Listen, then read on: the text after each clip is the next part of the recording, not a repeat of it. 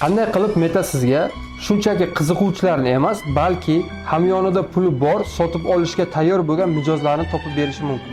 Ko'pchilik targetologlar kuniga $50, $100 sarflashadi, lekin sotuv bo'lmaydi yoki lidlar sifatsiz tushib ketadi deyshadi. Muammo nimada? Siz Metaga kim sotib olayotgani haqida ma'lumot bermayapsiz. Agar quyidagi ikkita ishni bajarmagan bo'lsangiz, reklamaga katta pul ajratmang.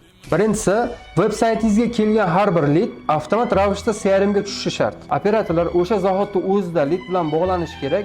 Telegram bot yoki Excel ga lid tushishini kutib o'tirish bu mijoz yo'qolishiga olib keladi. Ikkinchisi, CRM va Meta integratsiyasi. Bu eng muhim nuqta. Siz Metaga mana bu lidlar sotib oldi, bular esa faqat qiziqdi degan ma'lumot qaytarishingiz kerak.